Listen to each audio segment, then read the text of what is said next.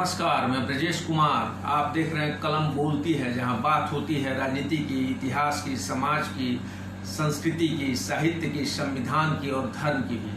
आज का विषय राजनीतिक है। हम बात करेंगे एक राजनेता की, एक ऐसे राजनेता जिसने भारतीय राजनीति पर पड़े आदर्श के चादर को उतार फेंका, जिसने राजनीतिक सिद्धांत के शुचिता के सिद्धांत को तार तार कर दिया। आप सही समझे, हम बात कर रहे हैं अमर सिंह की, जिनका देहांत कल सिंगापुर के एक अस्पताल में हो गया।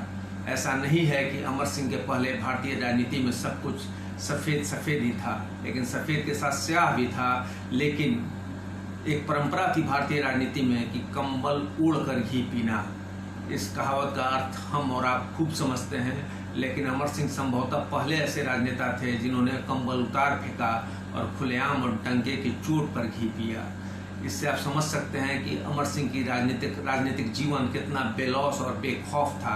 तो स्वाभाविक है, जिसके जीवन में आदर्श का कम स्थान था, उसके मौत पर भी आदर्श की बातें नहीं होनी चाहिए, बल्कि उसके जीवन के उसी अंदाज को याद करना चाहिए। अमर सिंह 2000 से 2010 के बीच में अपने राजनीतिक जीवन के क्लाइमेक्स पे थे और वो धीरे धीरे अपने चरमोत्कर्ष की तरफ बढ़ रहे थे। तभी एक एंटी क्लाइमेक्स आया और एक भारतीय हिंदी अभिनेत्री के साथ उनके 1.5 मिनट का ऑडियो वायरल हो गया और वो वायरल वीडियो कुछ हद तक अश्लील भी था। इसी वीडियो के आने के बाद अमर सिंह के राजनीति का पराभव शुरू हो गया। लेकिन पहले हम उनके राजनीतिक पराभव की बात करें, उसके पहले हम उनके राजनीतिक उत्थान या राजनीतिक सफर की शुरुआत करते हैं। अमर सिंह के सामान्यतः भारतीय राजनीति में एक लाइजनर या ब्रोकर या सेटर के रूप में जाने जाते थे, लेकिन उन्होंने कई पार्टियों की खाक छानी थी।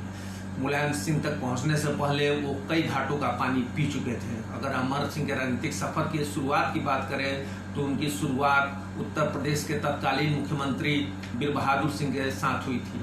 कोलकाता के राजपूतों का एक राजपूत सम्मेलन लखनऊ में आयोजित किया गया था, जिसमें बीर बहादुर सिंह को मुख्य अतिथि बनाया गया था। सम्मेलन के आयोजकों में अमर सिंह भी शामिल थे और उसी समय उन्होंने बीर बहादुर सिंह से अपने नज़दीकियाँ बढ़ाई और उसके बाद अपना राजनीतिक सफ़र तय शुरू किया। और उस राजनीतिक सफ़र में उनके साथ माधवराव सिंधिया आए, उसके बाद बहुत सारे उद्योगपति आए और उसके बाद वो अंत में मुलायम सिंह के पास पहुँचे और मुलायम सिंह के साथ वो लंबे समय तक रहे और उनका कद मुलायम सिंह के समाजवादी पार्टी में काफ़ी बढ़ गया और वो लगभग नंबर 2 की स्थिति में पहुँच गए। और एक समय अमर सिंह भारतीय राजनीति में पावर, पॉलिटिक्स और पैसा के पर्याय हो गए, जिनके सौजन्य से कहिए ग्लैमर का भी छौंक राजनीति में खूब लग रहा था। याद कीजिए अमर सिंह के चौकड़ी को, जिसमें खुद अमर सिंह, उद्योगपति अनिल अंबानी, सहारा के सुब्रत राय और अमिताभ बच्चन शामिल थे और इसका एक राजनीतिक सिरा मुलायम सिंह यादव से जुड़ता था। और ये राजनीतिक चौकड़ी पूरे भारत में जानी जाती थी अपने पावर के लिए। और मुलायम सिंह का सफाई सम्मेलन याद कीजिए, जहां अमर सिंह ने फिल्मी अभिनेता और अभिनेत्रियों की भीड़ लगा दी थी, जिसके चलते सफाई आंदोलन की काफ़ी आलोचना भी हुई थी। अमर सिंह जितने राजनीतिक पार्टियों में दिखते थे, उनसे कम फिल्मी पार्टियों में नहीं दिखते थे और वो ग्लैमर का उनका एक अंदाज था जो दोनों तरफ पसंद किया जाता था और इसी अंदाज ने उन्हें एंटी क्लाइमेक्स की तरफ बढ़ाया।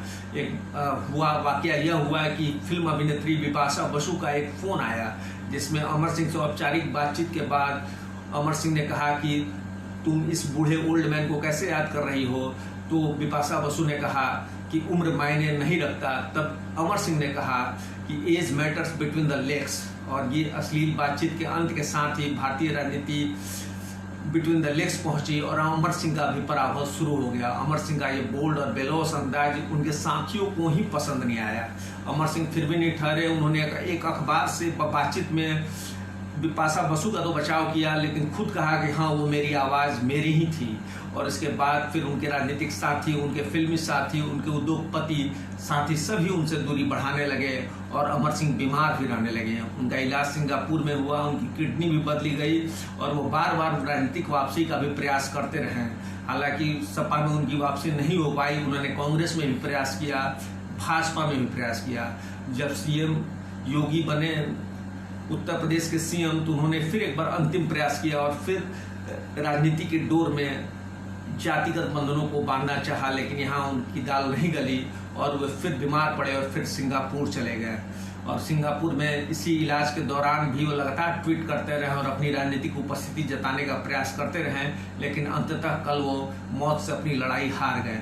अब अमर सिंह को हम किस तरह से याद करेंगे, किस भारतीय राजनीति में उनके योगदान को याद करेंगे, तो फिर उसी अंदाज को याद करेंगे कि जिन्होंने भारतीय राजनीति के तथाकथित शुचिता को हटा दिया, तथाकथित आदर्श को समाप्त कर दिया और भारतीय राजनीति को नंगा कर दिया। अगर आपको ये मेरा विश्लेषण पसंद आया तो आप मेरे चैनल को सब्सक्राइब कीजिए। धन्यवाद।